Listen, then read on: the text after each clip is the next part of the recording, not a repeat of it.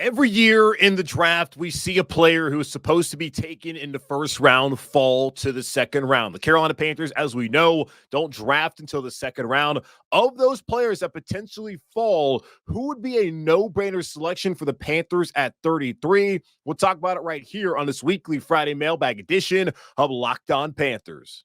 You are Locked On Panthers, your daily Carolina Panthers podcast. Part of the Locked On Podcast Network. Your team every day.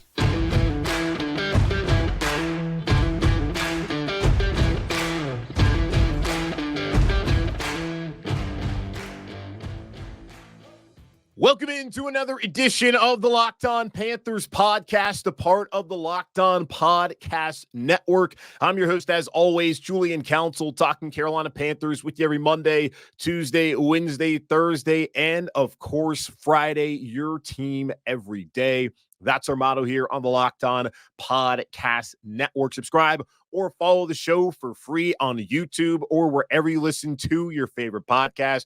And be sure to follow me, Julian Council, on Twitter at Julian Council, where on Fridays like today for the rest of the offseason, I'm here on the show answering your weekly Friday mailbag questions, either at me or DM me to get your questions in for next week's edition of the weekly Friday mailbag on Locked On Panthers. And by the way, maybe your last chance to ask me a question prior to the 2024 NFL Draft. Today's episode of Locked On Panthers is brought to you by FanDuel. Make every moment more. Right now, new customers get $150 in bonus bets with any winning $5 bet. That's $150 if your bet wins. Visit FanDuel.com/locked-on to get started today. All right, we are so close. 2 weeks away from the Panthers being on the clock. It's possible.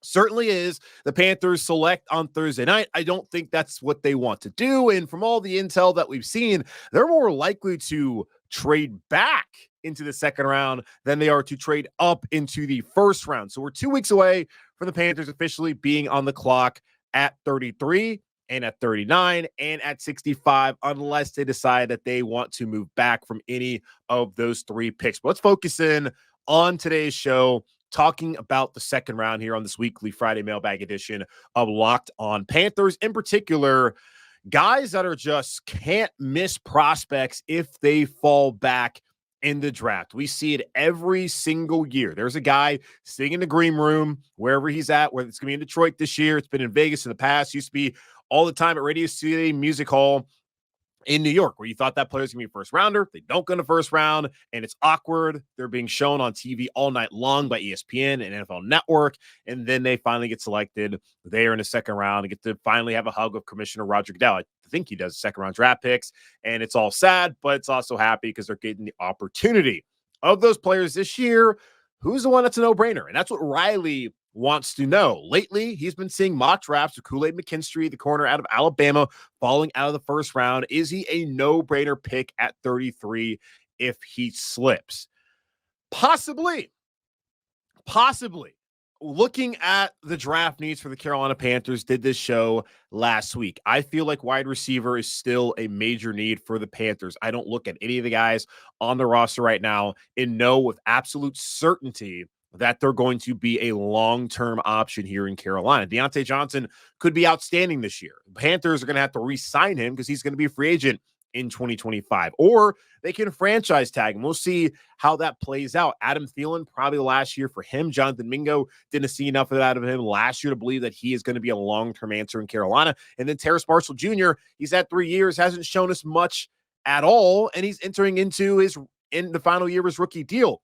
I still feel like Carolina needs to be going out there looking for a wide receiver atop the second round. And a lot of what I've read, Matt Miller of ESPN.com put this out, I believe, on Wednesday, saying some of the intel that they're getting suggests the Panthers are still looking for playmakers early in the draft, and early would be at 33 and at 39. So Kool-Aid McKinstry, though, he is in a position where the Panthers do need to address. Edge rusher's another spot, but the Panthers have gone out there and they've signed DJ Woodham and Jadeveon Clowney, both out of South Carolina, veteran players that can be the starters at edge rusher this upcoming season. K'Lavon Chaisson, a former first-round pick, as well, has been brought into the fold. They have DJ Johnson still, Amari Barno still. They have options, and they have their starters. So they don't necessarily need to go out there and get someone in the second round who may just come in just to be a rotational guy this season. Corner, though, with J.C. Horn coming back, we know his injury history, and Dane Jackson coming in from Buffalo to compete for the starting job. They absolutely could use some help. And Kool-Aid McKinstry played in what I believe was the best corner tandem in college football last year with Terrion Arnold there in Alabama. That was an outstanding pairing. I don't think that that's something the Panthers should be looking to pass on. But it depends on who the guy is at 33. It depends on, is A.D. Mitchell there? Is Jackson Powers Johnson there? Or any of the other players that we've discussed over the last couple of weeks? I mean, we talk about Peyton Wilson. I don't think that they're looking at a linebacker at 33 per se. But Peyton Wilson's a first-round talent, in my opinion. If he's there, are they more no-brainers than Kool-Aid McKinstry? But looking at the needs on this roster, and I talk about the primary needs, I looked at it before, wide receiver, edge, corner. After the last week, I'm looking at it now as wide receiver, corner, center, not necessarily in that order, probably wide receiver, center, then corner in that order. But those would be the top three a week out, or 2 weeks out, rather, from the Panthers being on the clock in the second round. So, yeah, Kool-Aid McKinstry, is he a no-brainer pick? Potentially, but it depends on what their board looks like. And we can have the conversations as we're going to have them here. You may think that. I don't know necessarily whether that's the case. Just on in itself, is he a no-brainer? Maybe, but who else is out there? All right, next over to Rod, who also has a question about the cornerback position here in Carolina. Rod saying J.C. Horn, Troy Hill, and Dane Jackson only combined for 15 starts in the 2023 regular season. Now, let me just go out there and put this. I mean, we know Horn was injured. Troy Hill came in to be a backup, and then Dane Jackson also was a backup in Buffalo. So the only player that was expected to play major snaps for their team last year was J.C. Horn, and as we know, he was injured yet again. So 15 combined snaps, starts. Let's not be too concerned about that with that trio, but I understand the point. He says, combined Horn's injury history, would you say cornerback is the most volatile position group in Carolina? Looking at the prospects expected to be available after day one and remaining free agents, what do you think is the best strategy to solidify this position? The best strategy to solidify this position in any position is via the draft, which the Panthers are going to be partaking in a couple of weeks. The problem is, as I just discussed with Kool-Aid McKinstry, is he a no-brainer? Well, who else is going to be on the board? What other players are the Panthers going to be interested in potentially there in the second round, whether it's at 33 or at 39? And that's where I think that they're really trying to find someone who can come in and be an impact player. If they are able to get a wide receiver, whether it's Xavier Legette out of South Carolina, Keon Coleman out of Florida State, maybe someone who's a first-round talent drops into the second round, like those guys you're going to expect to come in and immediately help out. Same thing with Jackson Powers Johnson. Say he falls, he's available, Zach Frazier's available. They are pure centers. Wouldn't you want to see them come in and compete with an Austin Corbett? And probably you would want them to take the job, as you can have that position solidified. And Corbett's coming off of back-to-back seasons where he injured his knee. He's getting older. He's never played center in the NFL. He's played it during OTAs, but not during a regular season game. So I do agree with you that the corner position is volatile here in Carolina, knowing that J.C. Horn just cannot be relied upon as far as to stay healthy based off his first 3 seasons. The broken foot on the turf there in Houston, that's bad luck. We know that. The friendly fire that he suffered from, who was it? Jeremy Chin breaking his wrist right before one of the biggest games the Panthers have played the last couple seasons in Tampa. That's bad luck.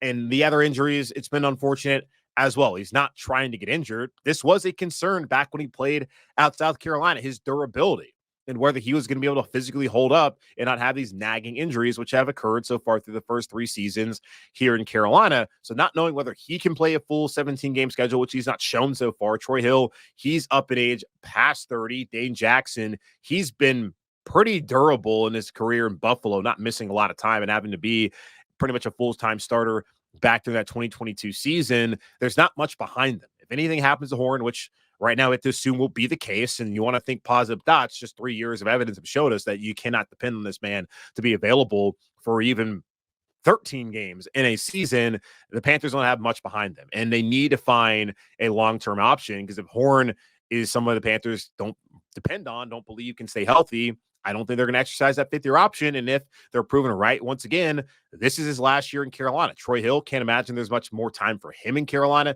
And then Dane Jackson could be back next year, or they could move on after 1 year. They tried with JC drafting in the first round. They went up and traded for CJ Henderson. They brought in Stephon Gilmore, which is still an option, by the way, but not a long-term option. They tried to fix this corner group and put it in position to where they had 2-3 guys for the future. And we're right now sitting here not quite knowing who is the future in the cornerback room, which is why I agree with you, Rod. It is one of those volatile spots. The best way to solidify it is by taking someone there on night 2, whether it's at 33 or at 39 or 65. We'll see. I still feel like wide receiver trying to find a playmaker to help out Bryce Young, more important, especially with JC still in the fold. The hope is he stays healthy and they could exercise fifth-year option at the beginning of next month. And if that happens, he's here for the next 2 years, and that's a position that you can worry more about next offseason. And there's still the possibility, again, that Stephon Gilmore decides to stay home here in Charlotte and play for the Panthers for a second time. I think center, that's a position group that I would like to shore up long-term. They've tried the free agent guys, has not worked. Draft someone. Then right now looking at the cornerback spot. So that's where I stand as far as the strategy for the Panthers heading into the second round and who those can't miss prospects are. But y'all have still more questions, and a lot of them are fairly repetitive. I cannot answer everyone's question, but a lot of them are basically the same certain scenarios. So I'll get into more of your questions here on Locked On Panthers in just a moment.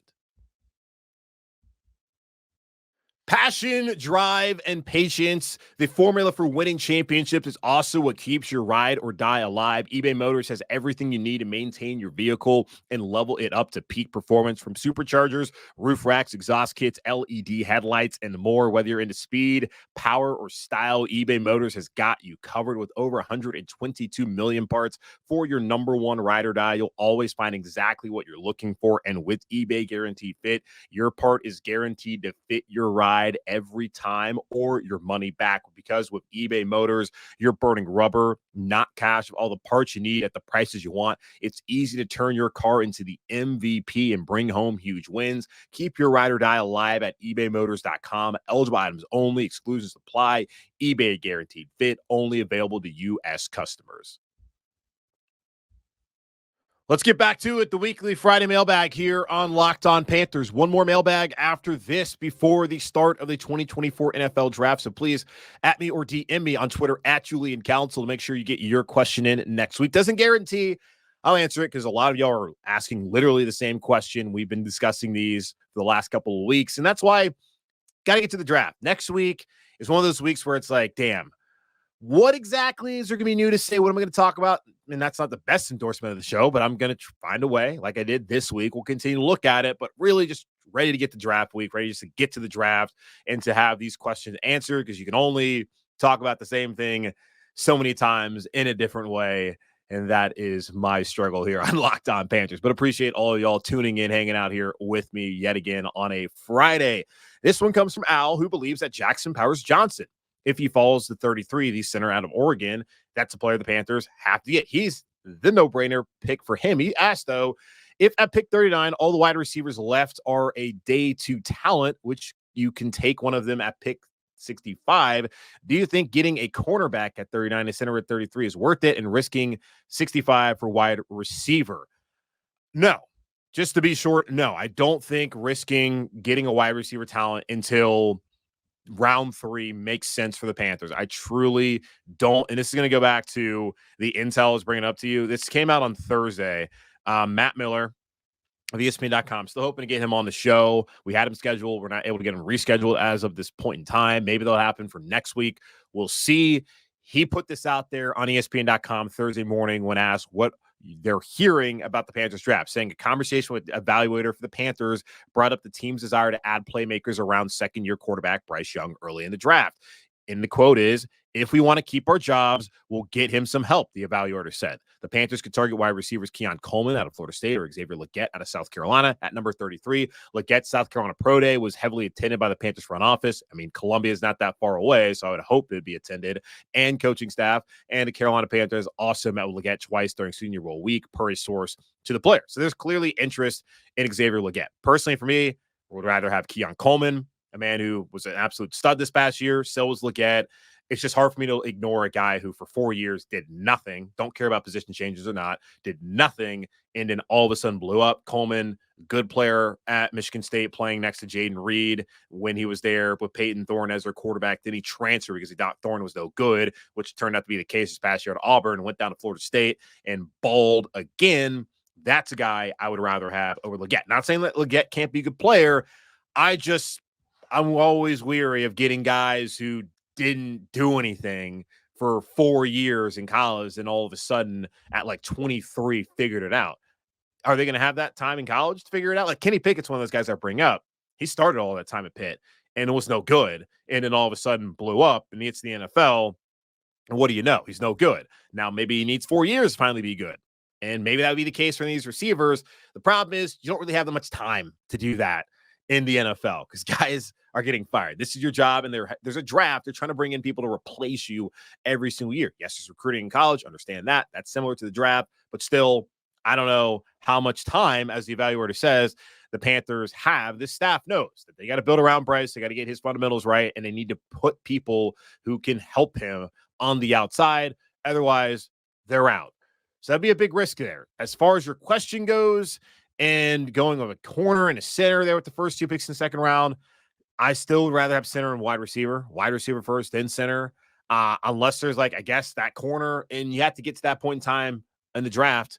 We can have a conversation right now. That's my preference as far as wide receiver, center, then corner, but that may not be where they are at. Maybe the wide receiver talent there is not worth taking at 33, and they take someone, a corner there at 33 instead, or a center there at 33 or at 39. It all depends. I don't know if they are going to risk, though, waiting until the third round. Doesn't sound like it based off of what Matt Miller put out there on ESPN.com on Thursday morning. Over now to Jerry, who brings up the Falcons and Brock Bowers. He says the Falcons pick at 8, assuming they don't take Brock Bowers. Would you feel comfortable sending the 33rd and a late round pick to trade up to mid-first for the Panthers to pick him? Well, 33rd and a late round pick ain't going to do it. First off, we went over this last week on the Friday Mailbag, looking at Jimmy Johnson's draft pick valuation sheet, like the trade valuation sheet. The Panthers have to give up 33 and 39 in order to get to the middle part of the draft. They're not going to be able to give up 33 and then a late round pick for Brock Bowers. It's just not going to happen. And also, the Falcons have Kyle Pitts, so I don't know why they'd be targeting Brock Bowers. I know Pitts hasn't done that much so far. With Raheem Morris coming over, they got Kirk Cousins. I think he's going to start playing a little bit better as far as that goes. Good quarterback play, which he has not had the last 2 years so far in the NFL. But at 8, the Falcons, all the ones I looked at recently, I looked at ESPN.com, looked at Mel Kiper Jr., put his out there recently, looked at Field Yates, put his out there recently. They both had the Falcons taking Dallas Turner, the edge rusher out of Bama, 8th overall. And then they both had the Jets taking Brock Bowers 10th overall. So Brock Bowers is not going to be there. And I don't think the Panthers need to be giving up both their second-round picks and maybe more to get up in the first round to get Brock Bowers. I think he's a good player, outstanding player. Would love for that to work out. I just don't think that's what they need to do. They're, as we've been discussing, they are sitting here right now. We're having a conversation right now, y'all, about the second round, what to do at 33 and 39. They don't have enough picks to ensure that they have a starting center for the future, a wide receiver, and a corner. Like, they don't have enough picks in the just day 2 to ensure that all their needs are met. Why give up more picks to get one player? Like, you're going to lose out on opportunities. So that does not make sense to me, and which is why I don't believe they're trading into the first round. This one comes from Kyle, and basically I've already kind of answered this on today's show. He sent me a post of a big board from some website, and he said, if you're the Panthers GM and this is your draft board at 33, what do you do? The players were Jackson Powers-Johnson, Jerzon Newton out of Illinois, A.D. Mitchell out of Texas, and Chop Robinson out of Penn State. What am I going to do there in that situation? I think y'all probably can answer this one for yourself. I'm going to take A.D. Mitchell out of Texas. That would be the first player I would want to take. And then after that, it would be Jackson Powers-Johnson out of Oregon. Then it would probably be Chop Robinson, then Jerzon Newton out of Illinois. But it would be A.D. Mitchell. That's who I would take. I talked about A.D. Mitchell. Love him. Think he was the clear better receiver at Texas this past year. Great size, which the Panthers need. That's the guy I'm taking at 33 if that's my board. And it would be difficult to pass on Jackson Powers-Johnson. But for me, would not be hard at all to want to have A.D. Mitchell here in Carolina. All right, let's take another pause here on the show, and I'll come back and answer the rest of your weekly Friday mailbag questions right here on Locked On Panthers.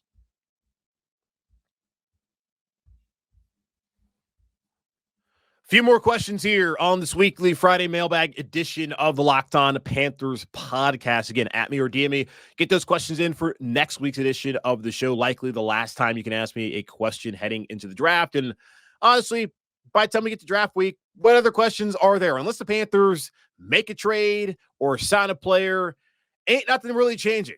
So we're going to have to see some moves made by this team for us to have a different conversation than the one that we've been having the last couple of weeks, because nothing new has really happened. Now they are going to continue to fill out their top 30 visits, and Mark brought up that last year, every player the Panthers drafted and 2 undrafted free agents they signed had a pre-draft visit with them. Do you think Dan Morgan will continue to only draft players he has met with or draft the best player available? Also, so you think the distribution of prospect visits is indicative of the position groups they will be targeting? Now, Mark brought up the breakdown of the guys that have met with Carolina as far as position-wise goes. He had brought up they'd only met with one corner. I don't know when he had sent this question in, but I saw the Panthers apparently have met with Kalen Carson out of Wake Forest. They've also met with Nate Wiggins out of Clemson.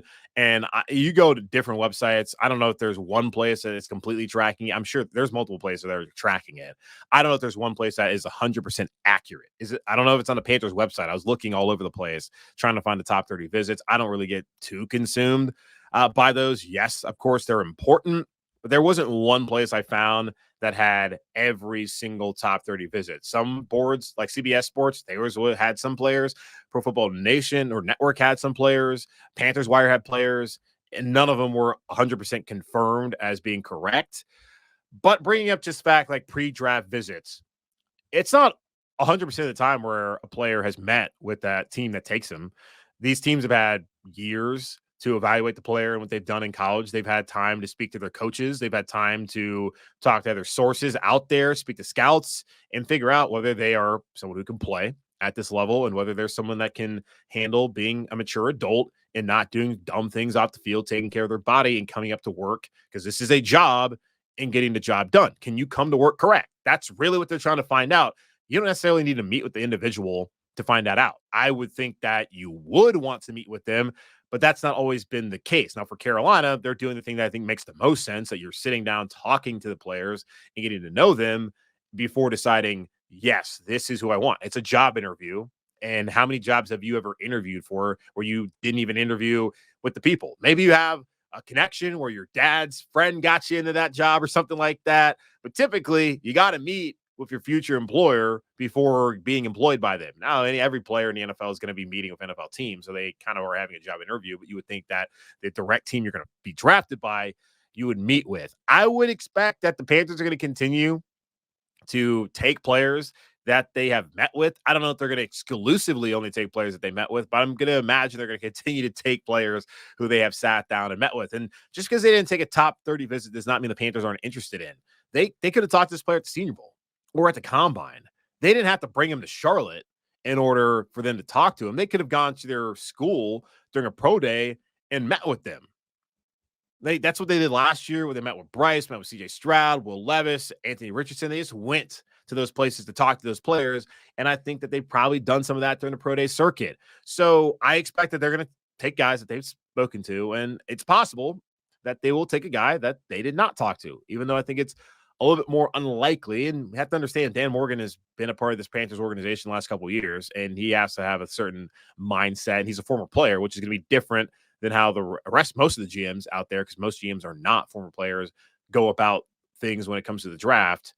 We'll see. But yeah, I think that they're probably going to have met with a prospect who they take.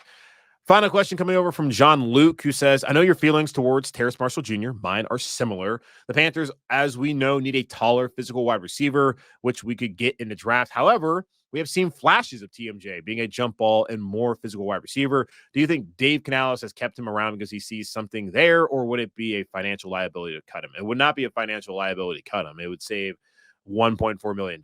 Now, do the Panthers need that $1.4 million right now? Not necessarily. They could use it, but then they would be down a body.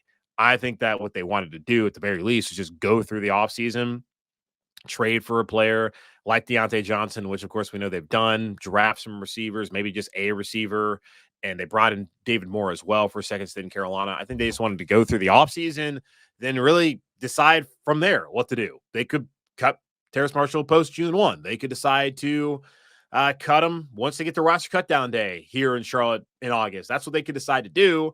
I don't know what they see in him at this point in time. And we talk about flashes. We saw the flashes in 2022. What did you see last year? The last time we saw Terrace Marshall Jr. play a football game, he didn't even line up correctly, and it brought back a touchdown. One of the best players that we saw all season long for Bryce Young and just the offense period was brought back because of illegal formation, because of Terrace Marshall not knowing how to line up correctly on the line of scrimmage. Like, that is embarrassing. That's the last time we saw the dude play. And prior to that, he had 7 straight weeks where he was a healthy scratch. The last coaching staff was not interested in him, which now he gets an opportunity with this new coaching staff. Just have not seen enough, y'all. Haven't seen enough. We saw in 2022 where he looked good. Then last year, they were never interested in him, and possibly he was just set up to fail with them wanting Mingo and going out and getting Chark and getting Thielen. And we knew the wide receiver core needed to be rebuilt when the only players that were returning from the year prior were Terrace Marshall, Laviska Shenault, who was no good, but people loved for whatever reason, and then Shi Smith. You needed to do something, and they did as much as they could. And as we know, it didn't really work out. But it's not like when Terrace Marshall got his opportunities that he made the most out of them last year. So we'll see. Different coaching staff, and a coaching staff, as I've mentioned, has a deep background in working directly with wide receivers. If not now, then when? Because this is probably like one of his last opportunities. I don't think too many teams are going to be knocking on his door. He wanted to be traded, and no team wanted to trade for him. They're just going to wait for that release, bring him in, and then see if he can do something. And if he doesn't, well, that's his NFL career, and best luck to him and his future endeavors outside of the league. That's kind of where this thing is headed. We'll see. I don't think it's financial liability at all, though, to cut him. I don't know why Dave kept him around, other than they're just going to wait to fill out the room and then see who the best guys are and make a decision from there. All right, that's going to wrap up this edition of the Weekly Friday Mailbag on the Locked On Panthers podcast, part of the Locked On Podcast Network. I'm your host, as always, again, Julian Council. Be sure, y'all, to subscribe or follow the show for free on YouTube or wherever you listen to your favorite podcasts. And please follow me on Twitter at Julian Council, at me, DM me, get your questions in for next week's edition of the Weekly Friday Mailbag, the last one prior to the draft. So get your questions into me now. But in the meantime, be safe, be happy, be whole as always, keep pounding, and I'll talk to y'all on Monday.